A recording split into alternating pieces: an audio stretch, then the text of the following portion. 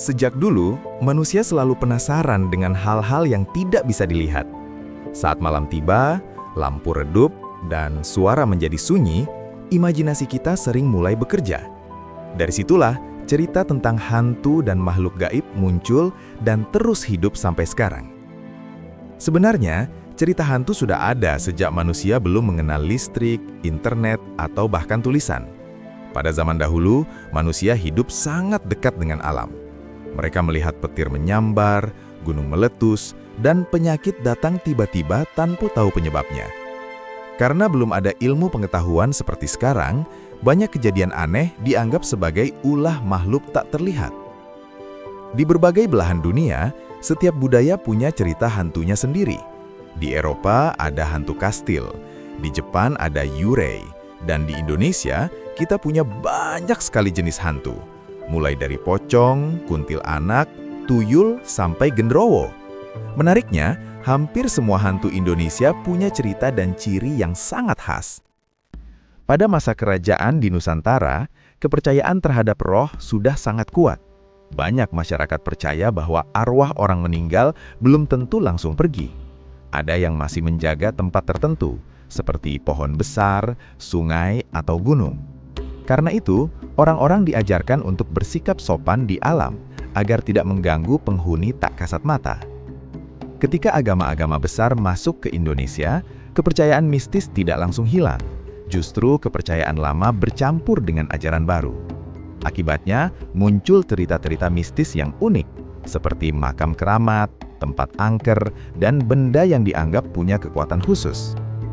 Lalu kenapa hantu di Indonesia sering digambarkan menyeramkan? Jawabannya sederhana. Dulu, cerita hantu sering dipakai orang tua untuk menakut-nakuti anak, agar tidak keluar malam, tidak main ke sungai, atau tidak masuk hutan sendirian. Jadi, hantu juga berfungsi sebagai penjaga aturan supaya anak-anak tetap aman. Selain itu, lingkungan Indonesia juga sangat mendukung cerita mistis. Banyak hutan lebat, gunung, sawah, dan bangunan tua. Tempat-tempat seperti ini mudah membuat orang merasa merinding, apalagi saat gelap dan sepi. Otak manusia sangat pintar mengisi kekosongan dengan imajinasi. Orang Indonesia juga terkenal sebagai masyarakat yang suka bercerita. Cerita mistis sering diceritakan ulang dari mulut ke mulut. Setiap kali diceritakan, kisahnya bisa sedikit berubah dan menjadi semakin seram. Akhirnya, cerita itu terasa semakin nyata, walaupun belum tentu pernah benar-benar terjadi. Masuk ke zaman modern, logika dan ilmu pengetahuan berkembang pesat. Kita tahu bahwa banyak suara aneh bisa dijelaskan oleh angin, hewan, atau bangunan tua yang rapuh.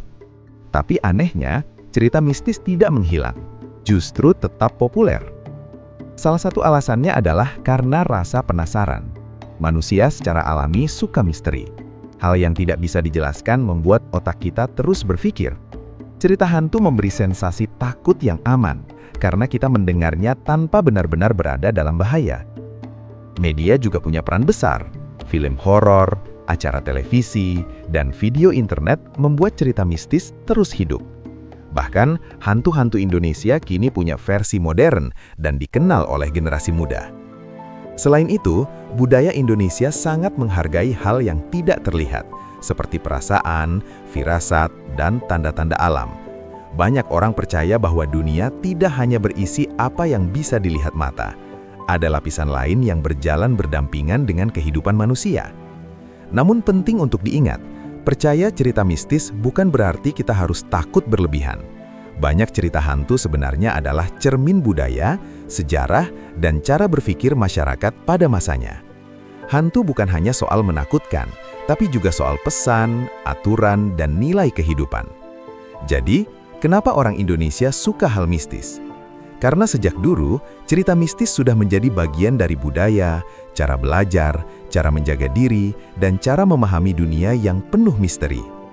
Pada akhirnya, hantu mungkin tidak selalu benar-benar ada, tapi cerita tentang hantu akan selalu ada. Selama manusia masih suka bertanya, penasaran, dan bercerita, dunia mistis akan terus hidup di imajinasi kita.